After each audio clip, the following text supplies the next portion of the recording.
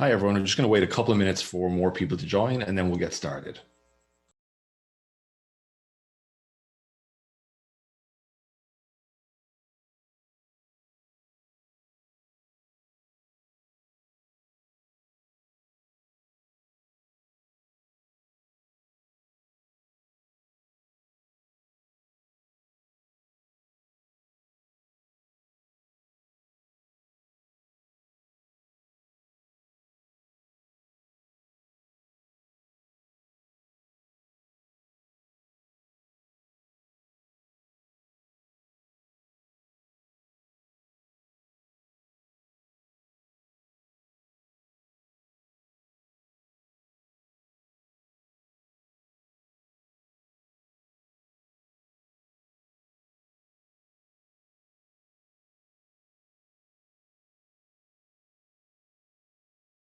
Just a reminder, folks, we're giving a couple of minutes for everybody to join, and then we'll start the webinar.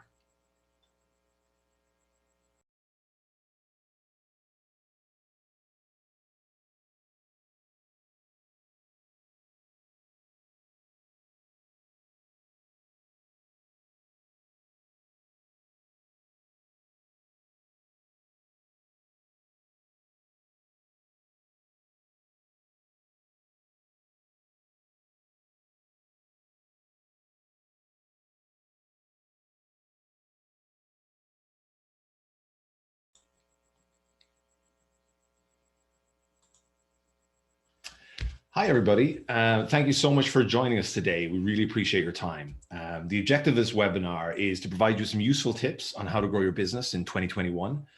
We want it to be as practical as possible, so we'd love some feedback and any questions that you might have. My name is Gareth. I've been in e-commerce for way too long to admit, managing stores and businesses from $0 to $400 million. I also have on the line with me today, Gary, the co-founder of Store Automator, and TJ Hyland, who is the head of partnerships at Payoneer.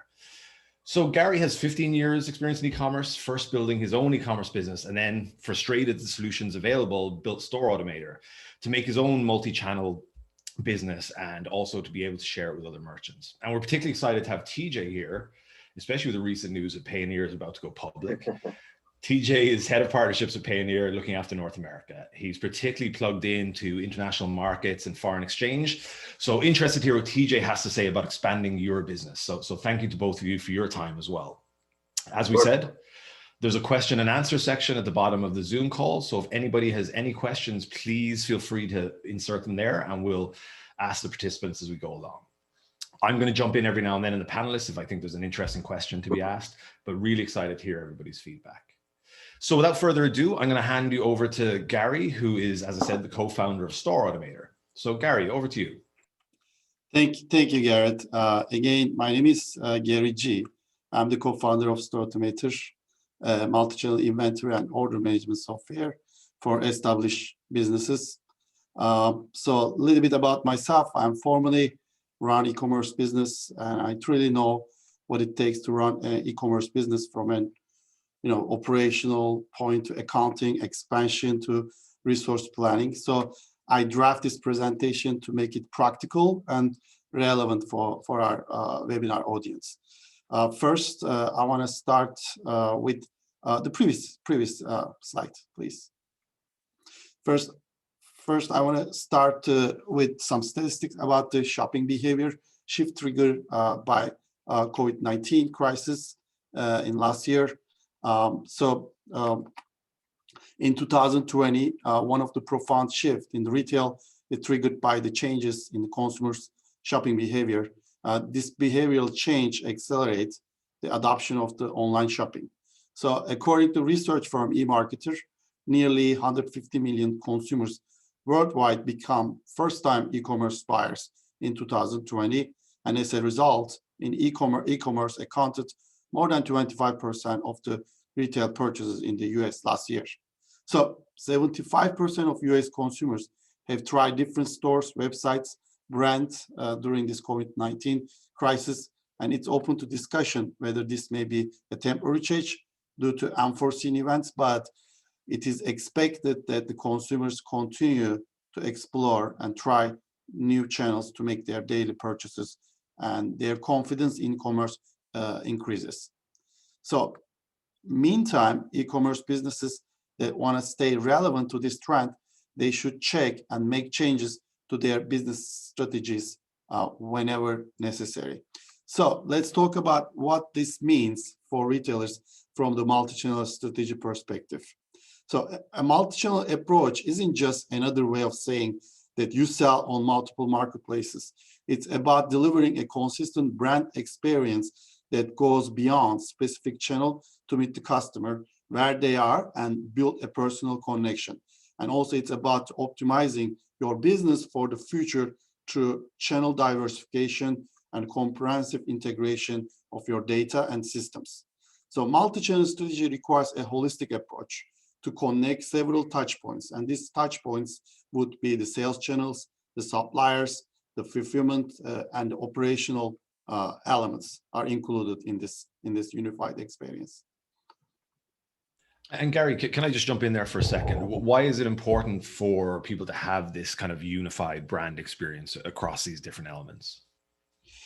So a unified brand experience is actually about the consistency and across the channels.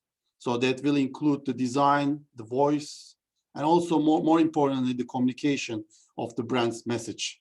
So inconsistencies may interrupt the buyer's journey and cause frustration. So this will affect their purchase decisions.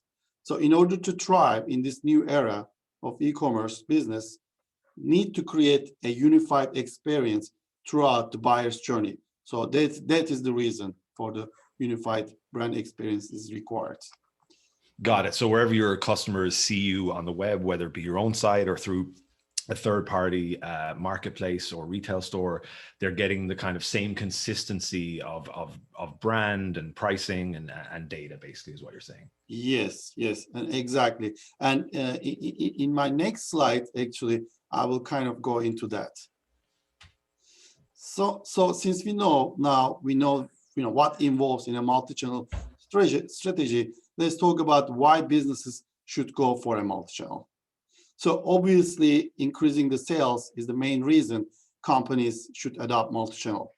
However, choosing the right sales channels for your business is important first step of any multi-channel strategy. The right mix can help expand customer reach, improve brand recognition, and increase revenue. Showing up in the right places also online is like having a brick and mortar store in a prime location on the main street. So you are more likely to get the traffic from consumers you wouldn't have reached otherwise. So a diversified channel strategy, also a great way to reduce the business risk. If you are over-invested in one channel to sell your goods or products, that the channel goes away for any reason, you will be in a tight spot. So that's what the many retailers have been experiencing with the COVID-19 pandemic. So as the niche marketplaces continue to emerge, sellers will need to fine-tune expansion strategies for reaching the right consumer based on where, when, and how they want to shop. So offering the right product to the right market will happen as part of this evolution, and once these retailers excel in the multi-channel expansion. I noticed as well, Gary, you don't mention people or I guess human resources here. Any particular reason why you've left that out, or you think this is more important? There are definitely some key challenges, and human resources part of it. But human resource also related with the capital the company has and ability to acquire that human resources. So I believe our partner Pioneer will mention about the capital advanced solutions and go into that challenges. But I believe in our next slide, I will go over some of the key challenges from the operational side of the multi-channel strategy. So even it sounds no-brainer, to take this path and go multi-channel. Multi-channel comes with its own challenges, actually. And in this presentation, I will be covering 3 key challenges that the store automator clients faces with at some point of their business journey. And these are the operational challenges, and product data management related challenges, and then finding the best market specific pricing model for their products. So again, store automator is all about automating and making the most of your resources. But our friends Pioneer will be going over more on the finance and getting that finance for the strong growth once the strategy is set up. Next slide, please. So let's dive into the operational challenges. Creating a unified experience through the buyer journey requires a multi-channel business to build a seamless integration among operational processes from accounting to inventory management, from supplier to the fulfillment. For example, accurate inventory visibility across sales and marketing channels requires end-to-end integration between the buying department and the merchandising teams. When you are expanding to a new channel, you must have centralized your inventory visibility, so you never want to be in a position that you cannot fulfill because of stock shortages. From the operational perspective, the key to an efficient end-to-end multi-channel approach is the connectivity. And once the connectivity is built, keeping the dynamic data flow in between systems and a periodic timely synchronization of processes will be required to overcome these operational challenges. It's interesting to say that, Gary, because I've spoken to some store owners recently who are selling in multiple countries, fulfilled by Amazon as well as direct. And they've really had a hard time trying to synchronize their data and their pricing across different territories. And customers are smart these days, right? They'll go and find the best deal, whether that's a deal you intended to give them or not. So I think it's a really good point that having that synchronization across the different platforms is critical. Yes, exactly. And that's a great comment, actually. Thank you, Gareth. So the next I want to mention about the product data challenges. So no matter what the multi-channel strategy the company decide, having high quality product data will remain central to every strategy and expansion across all e-commerce channels. From creating a strong titles to description to ensuring feeds are channel compliant, having the right product data in place impacts virtually every aspect of e-commerce success. As the complexity within the industry increases further, it will become even more important to centralize product data and inventory management while working channel-based customization. So this is be covered on this product data, challenges, and as you hear from customers, the product data management across channel is very important part of the multi-channel e-commerce strategy. Yeah, I think that's a really interesting point as well. I've come across that before, where we were selling, hundreds of millions of dollars worth through Amazon. And what we found is it's not just to your point about getting the information or the product data to the channel, it's also about optimizing it. So Amazon uses things like keywords and search terms differently than example Google Shopping does or Walmart. So understanding the nuances is really important. One of the studies I've done in the past has shown that having enhanced product information as opposed to just basic increases sales of the same product by 70+%. So it's really critical to make sure that you're optimized across those different channels. Great point. Yeah.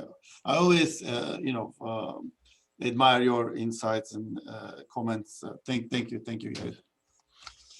So the companies come up, overcome with these product data challenges, but it is unrealistic for retailers to keep up all these data changes across channels while maintaining this data integrity. So automated clients use data output templates to modify their raw data before syndicating with the sales channels. And the template preview functionality gives them the control what they send based on channel-specific data modification roles. So retailers have to ask the following questions when working on the product data challenges. So which sales channel best serve my product category? What devices do my shoppers use to browse or purchase my products? And what kind of product information will resonate with these audiences? So for example, it doesn't make sense to list your jewelry in Wayfair marketplace, but you can sell them on Walmart. So this kind of customizations will be always part of the product data management and challenges. So on my next slides, I want to, of course, talk about the pricing. This is not the, the last challenge, of course, for multi-channel, but the pricing is one of the most difficult strategies to get it right. Rather than approaching the pricing as a delicate balance between the peak seasons and the promotions, sellers need to prepare to take a more data-driven approach. For a product catalog to stand out on Google, Amazon, Facebook, and Instagram, not to mention the fast-growing area of global marketplaces, sellers will need to move away from the outdated software and spreadsheet mix and rather embrace dynamic solutions. The more a product price can be automatically adjusted to match the sales velocity and the current competitive climate, the better positioned each listing will be across the channels. If you want to learn more about this topic, actually, we recently released an ebook, which we will be happy to send you after this webinar. And I can't spend all of this webinar talking about different pricing strategies, but you should decide which one is the right pricing strategy for your business. Yeah, great point. And sometimes it's counterintuitive, but actually raising the price of your product sometimes can lead to better sales, right? So I think you're right. There's so much you could pick apart there. And as you mentioned, we'll make sure people get a copy of the ebook afterwards. Yeah, that would be very helpful. So in summary, COVID-19 crisis created a major shift in the shopping behavior of the consumer, and finding success with multi-channel requires during this time a holistic approach and has to go beyond adding additional marketplaces to the mix. So retailers should analyze the customer journey to create a relevant, unified shopping experience across every touch points, and these touch points be sales channels, the supplier networks, fulfillment networks, and operations as part of this ecosystem. And while doing that, retailers should be ready to tackle 3 key challenges, which I classified under the operational challenges, product data management, and pricing strategies across the sales channels. So, Gareth, this will end my part of the presentation. I hope it was helpful for our audience, and it's back to you, Gareth. Great, thank you, Gary. And I'm just curious, some people are just starting off trying to think about how they expand their horizons and their channels. I mean, if you were advising somebody who wants to create a multi-channel strategy, where would you tell them to start? I mean, what's the first thing they should do? I believe the first thing to do is getting the product data right, because the product data is the core of the whole ecosystem of the e-commerce. So they should get the product data right. And then they should be starting to looking for what channels they should be expanding, what kind of solution they can be using to make that expansion more smoother and easier for them. God, it's great advice. And it's amazing the amount of companies that I speak to who are still, shuffling Excel spreadsheets around trying to manage its product data, which isn't a particularly scalable solution, I don't think. I don't think so either. Great. Thank you, Gary. So we've talked a little bit now so far about, how do you set it up operationally and from a product perspective for expansion for a multi-channel strategy. So I'm excited to hear what TJ from Payoneer is going to explain to us about, how do you fund that? How do you capitalize it? So TJ, take it away. Awesome. Yeah, I think just, I've done so many webinars in the last year, and, obviously the conversation generally surrounds COVID-19 and business preparedness. E-commerce has seen tremendous growth over the last year, which is great in a lot of sense, but also in some sense has really thrown off businesses. When they entered 2020, what their projections were around capital or headcount or logistics solutions or marketplaces and where they're selling, that all went out the window by April, right? So and then trying to get more inventory. So I think, you know, a lot of what Gary said and what I'm going to talk about is being prepared in your business, having a strong core so that when you want to make the next step and diversify and expand to new marketplaces or new regions or whatever it may be, even just diversifying your product line, you know, you have the ability to do that, and you can take a small risk and you're not going to lose anything, and hopefully, you know, you're going to grow at scale through that. So what I'm going to talk about here is obviously how capital advance in terms of, you know, funding can help drive your growth. So the first thing I want to talk about is, you know, cash flow. And every single business across almost every vertical, whether you're selling online or just a mom and pop shop or whatever, you know, cash flow is truly a global challenge. You know, these stats are from 2019, and I would be challenged to say that they're not even more amplified into 2020. That, you know, 29% of newly established businesses fail because they run out of cash. Whether that's, you know, I don't have enough cash to buy more inventory or run my solution or you know, do X, Y, and Z. You know, although we're seeing all these challenges and cash flow issues, e-commerce is still growing, and then, you know, it's not necessarily going to change anytime soon. We see the growth of both Amazon and Shopify tremendously through the roof. So if you're in this space, it's a great place to be. And also, if you're not in yet, you know, if any listeners are just starting, you know, it's not too late. And that's a question I get all the time is it too late? You know, did I miss the curve or miss the opportunity? But I really don't think it is. You know, if you have the drive, you know, cash flow should be the least of your issues. You know, there's always opportunities to get more cash to. Yeah, I think that's a great point, TJ. I spoke to another e-commerce company recently, and they were reluctant to order in another, you know, batch of their best-selling product because of minimum order quantities, right? And when I was speaking to them, I was like, "Would you sell them if you had them?" And they were like, "Absolutely. They sell like hotcakes." And so the question became, "Why aren't you ordering it?" And it really was just down to cash flow, right? They couldn't get enough cash together to meet the minimum order quantity. And I'll talk about that in a couple slides, but one of the things, you know, when I talk to sellers, often it's, you know, sellers know how to sell, right? So you know the nuances of the marketplace, you know the nuances of, you know, any sort of logistics or operational steps that you need to know. And it's usually about the growth trajectory and how can I get from A to B? And it's, do I do that over a year's time or can I do that over a faster period? Because if they're given the products, they're given the tools, they know how to amplify on, you know, the marketplace or their own website, but it's just kind of funding it literally and also figuratively to get there, you know, putting the efforts behind it, they can do. So on the next step, we'll talk more about the financial challenges that online sellers and marketplace sellers face specifically, right? So the first one here, we talk about payment terms of the marketplace.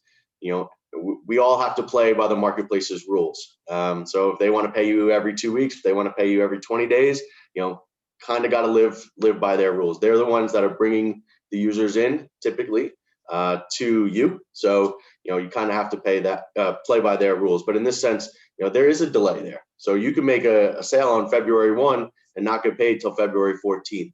And that's a long time if you're constantly needing to order new inventory, as we talked about. And that goes right into challenge number 2 is buying the inventory and then waiting to sell and, you know, get that cash back. So even before getting paid out by the marketplace, you have to go, say, order from China, put a deposit down of 30-40%.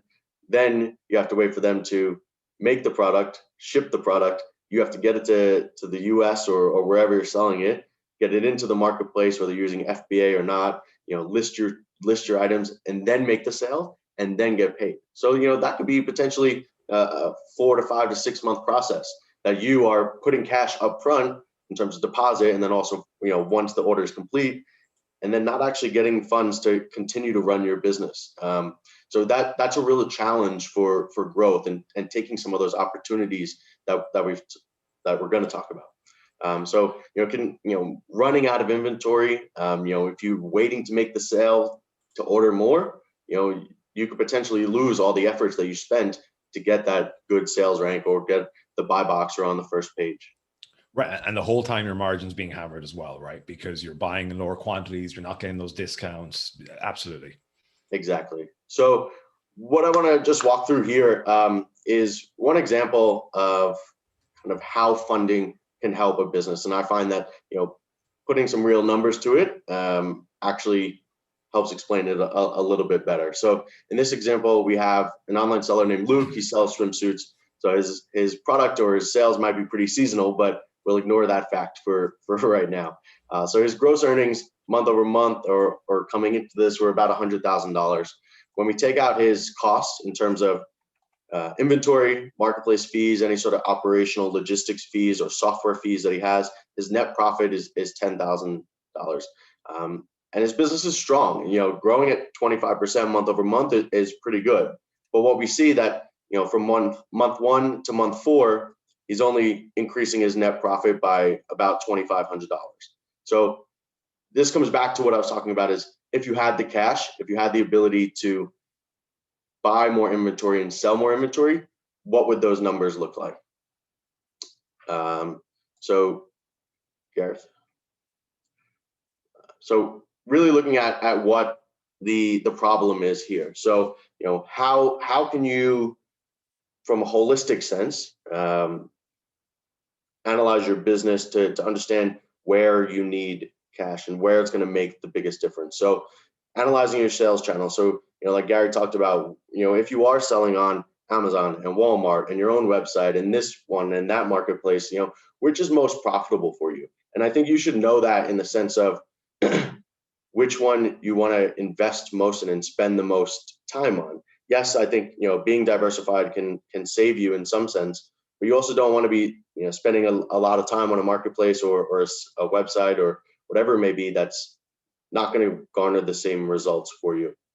And also looking at, product turnover cycles, payment cycles. If your product sells out or sells much quicker on Amazon versus eBay, you might want to look into, how does that work for you? Similarly, just, looking at your P&L, right? So, what is the expenses that you have? Can you cut expenses to, can you be using your funds that you have already more efficiently and more effectively to grow your business? And then lastly, if all those check out and you're still here, with not a ton of cash to grow your business, looking for external funding. And, over the last year or two, we've seen a ton of external funding, including Payoneer, come about specifically for marketplace sellers and online sellers. One of the stories that I hear often is, sellers will go to their bank, traditional bank or traditional lender, and say, I sell on Amazon and I have 10,000 widgets that I'm selling, and they're in inventory, they're in FBA at Amazon, and they just don't get it, right? They don't understand. They don't know how to underwrite you. They don't know how to effectively give you the money that you need, or if they do, then the price or the cost of that is going to be astronomical because there's a higher risk for them because there's still so many unknowns. So in this sense, I always say you want to work with people who understand what you're doing. And in this sense, we were not a funding company or a capital advance company, but we realized there was a greater risk, a greater need for businesses to grow their, to get the cash flow to grow their business. And there was a severe gap in that market, and it's growing for us as a business quite well because we sit in an interesting place with sellers, and they're coming to us for certain financial needs, and now we're helping fill some other ones. I recently, in this day of COVID, TJ, I recently helped a client secure a bank loan similar to what you're talking about, but we spent 45 minutes of the first hour explaining to the banker what FBA was. So, not the most efficient use of time, right? Because really they're not familiar with this marketplace at all. Yeah, exactly. So, now we look at the same example that we have with Luke, right? So same situation. He is, still has sales of $100,000, but in this instance, he qualifies for a $100,000 capital advance from Payoneer. So he accepted that $100,000, and what he's going to do is put those funds right back into his business to fuel his growth.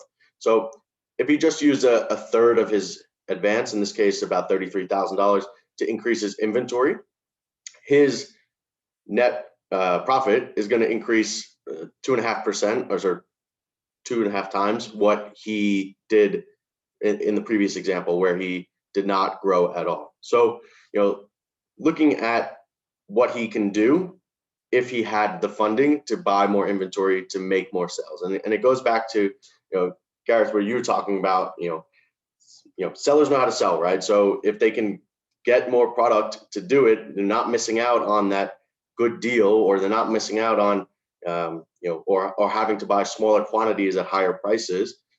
This is all real life examples of what that looks like. So what I wanted to talk about here is our capital advance product. So I touched on it a little bit, but this product was built specifically for Amazon and Walmart sellers to help grow their businesses and go beyond what they thought that they could do as a business. So we have 2 products within that. One is the Capital Advance Express, which is a shorter term, about a 1-month product, quick injection of cash, that you could use to, buy more inventory, or, pay a freelancer for a project, or whatever it is. And then the Capital Advance Grow, which I'll talk about a little bit more. And what it is it's an advance based on your future sales receivables. So if you're averaging, $50,000 in sales a month, you're eligible for up to $50,000 of an advance. And we will talk a little bit more about the gradual repayment, but it's structured in a sense to understand how the marketplace works and how sellers work, and in reality, how consumers work, because they're the ones that are ultimately driving your business. So really what we want to talk about is there's no limit to what you can use these funds for. Number one use case currently with us is inventory, and we talk about that often. But in terms of conversation here, and to touch back on what Gary talked about, it's diversifying your business, or expanding to new marketplaces or new channels, increasing your marketing, going from A to B, and how do you get there? And a lot of times it's just a difference of funding. You put in X and you get X plus Y out, right? So how do you get there? And this cash is meant to help boost your business.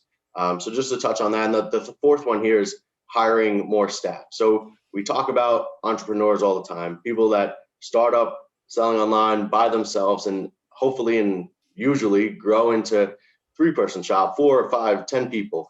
How does that work? You as the entrepreneur are the vision behind the business, right? So how do you focus on growing your business and not customer service emails or digital advertising, or updating your listing, or setting up on a new marketplace, right? So you should be focused on growth driving initiatives and not sort of remedial tasks. So you can hire a freelancer or hire someone local to help with that.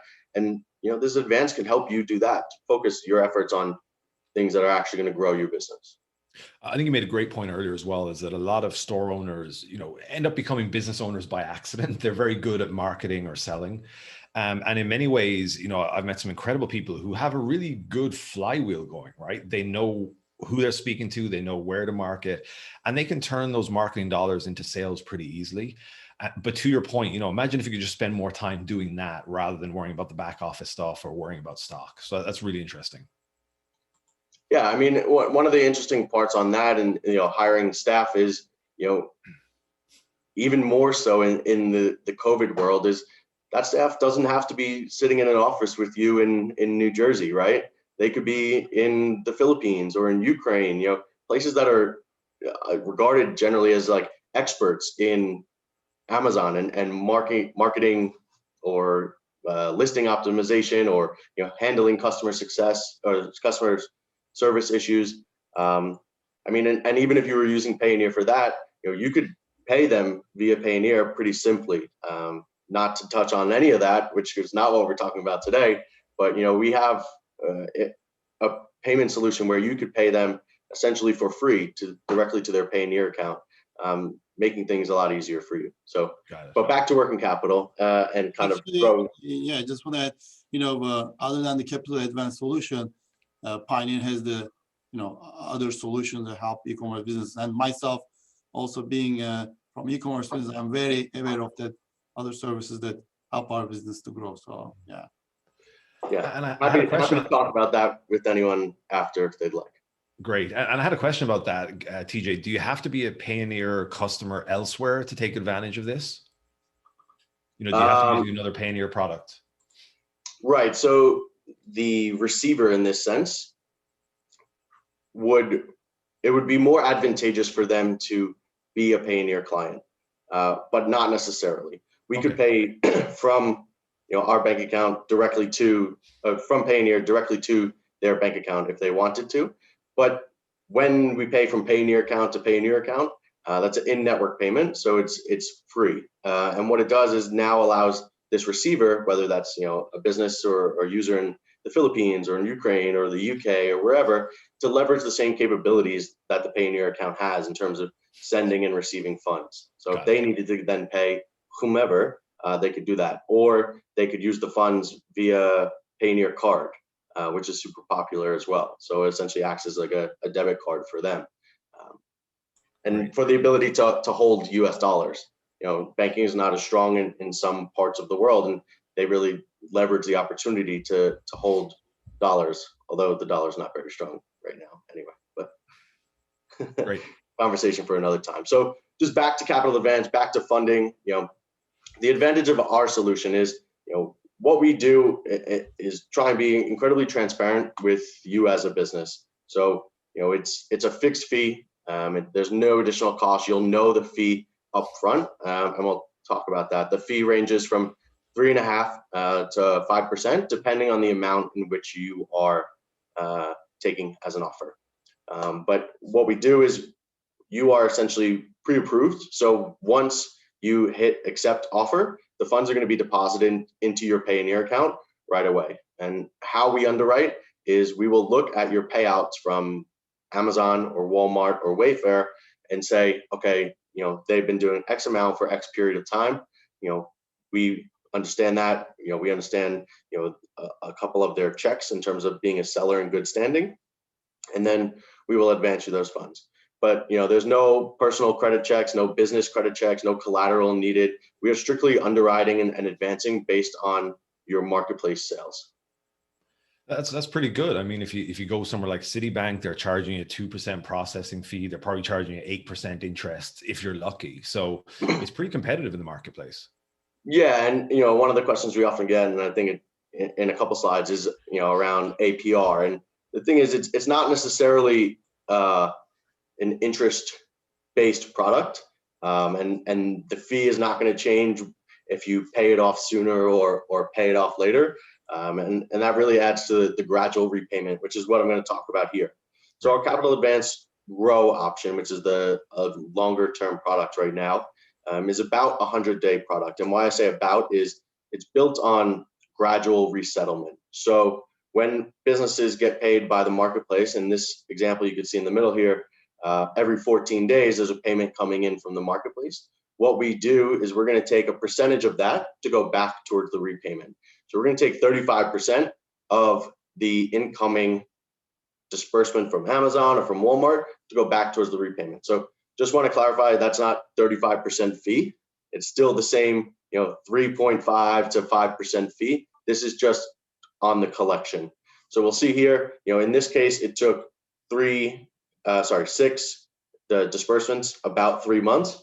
But if natural ebbs and flows of selling online, if your store gets shut down, or you get hijacked by a black hat, or somebody else wins the buy box, your sales could go down, your sales could go up. So in this case, when we take a percentage, it's not meant to say, okay, Gary, you owe us 15 grand every 2 weeks, no matter what.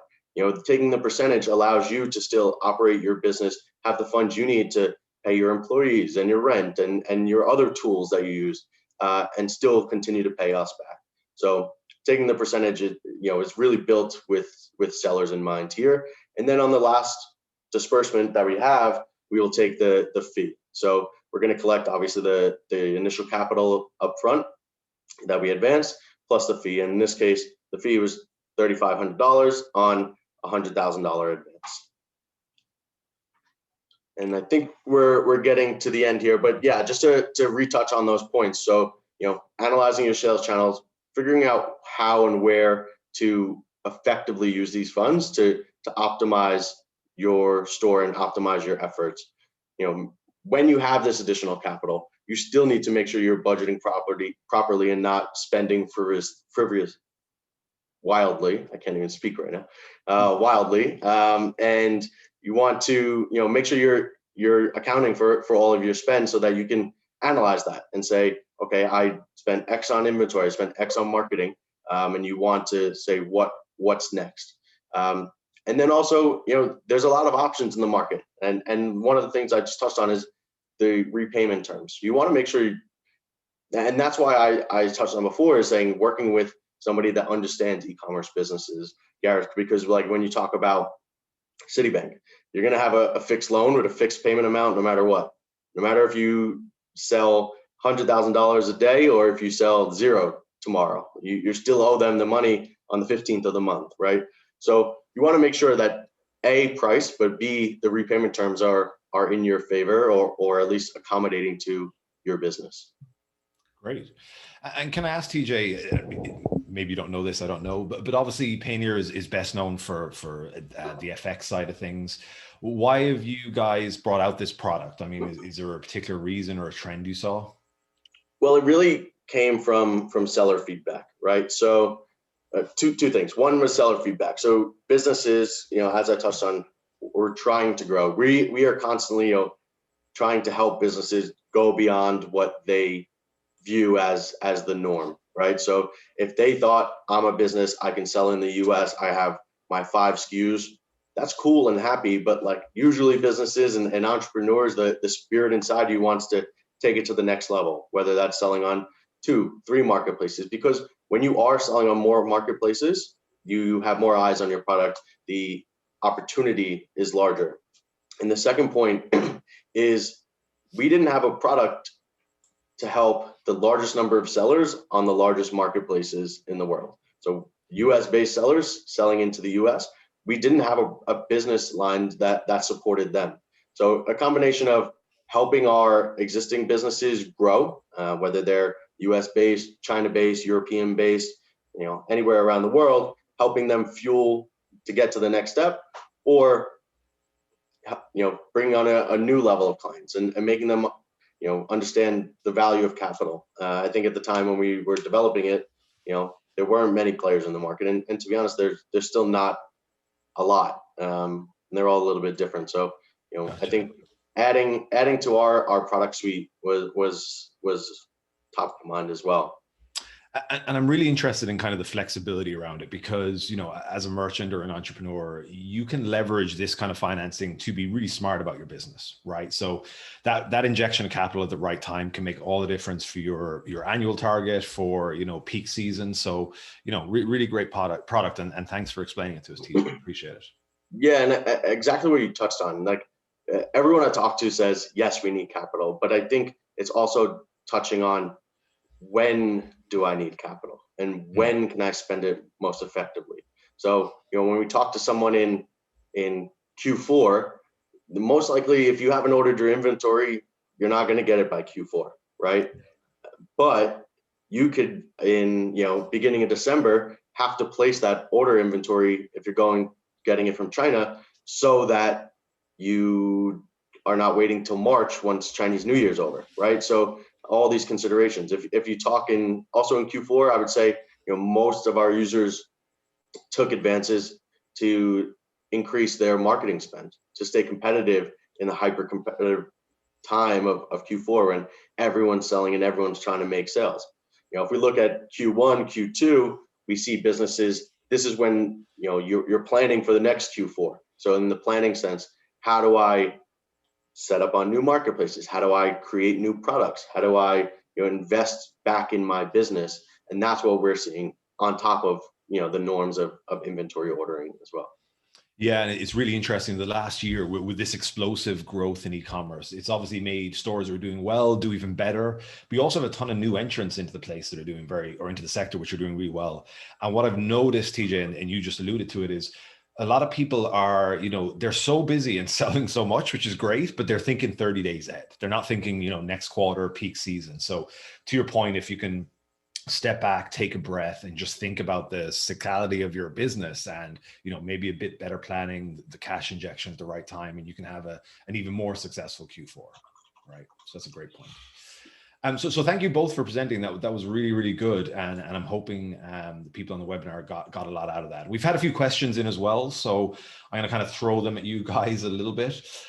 So Gary, first one for you is, somebody's spoken, or somebody texted here and said, in some ways, what's the point of going multi-channel if you have people like Amazon who have so much market share, and you've talked about reducing that risk, but are there really other opportunities out there? Can you give us an example of a customer maybe who's found good sales in another not so obvious marketplace?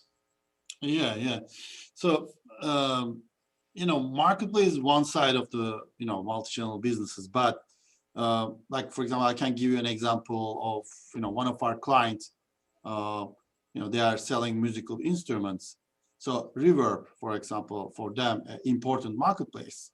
It's nothing, known to the, other sellers selling in the other categories, but Reverb is the one that they should be going for. So, they can use the Store-to-Meter open APIs to connect with any kind of marketplace and generate sales.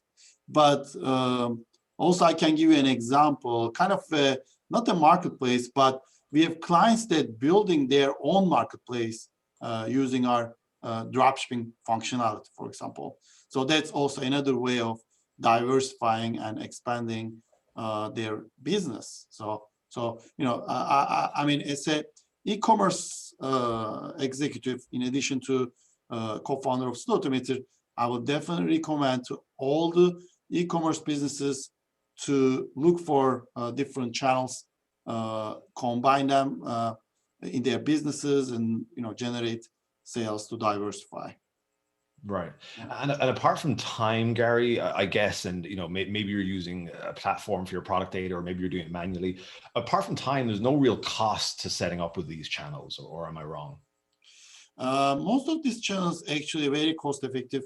Either they have minimal fees, or they don't have any fees at all.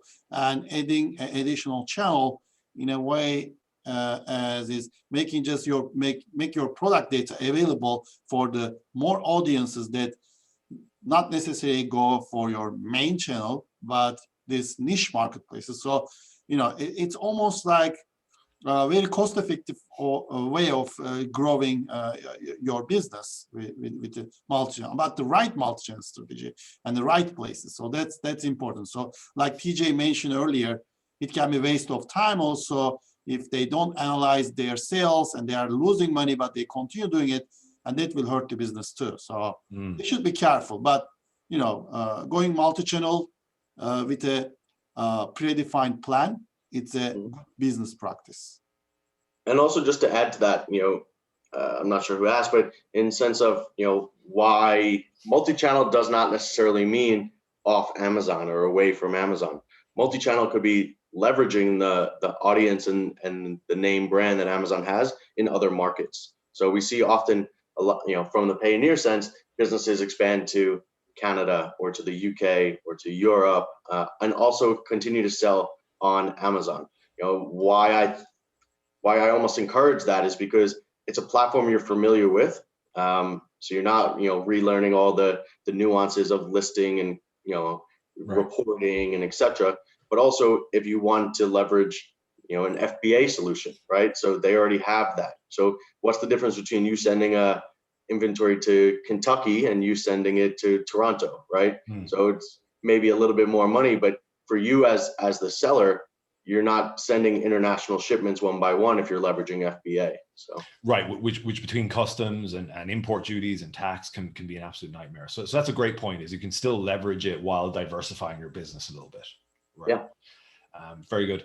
Somebody else here is saying, TJ, that they've two busy periods in the year, Q4 and Q2. Could they, in theory, get financing from Payoneer twice in the year if they've paid off the previous? Yeah, 100%. We actually see businesses are taking on average 2.2 advances over a 12-month period. But in reality, once you pay back your advance, you can take another one, like the next day, once you're complete, you would have another advance sitting in your account. As long as you pay back, in good terms and, nothing bad happens. But yeah. So not simultaneous, but concurrently you could do it. Concurrently, yeah, not simultaneously. If you have one, you're not going to be able to get another one, but as soon as you pay that one back, you'd be able to get the next advance. And hopefully in that sense, it's for larger amounts because your business has grown through what you've taken.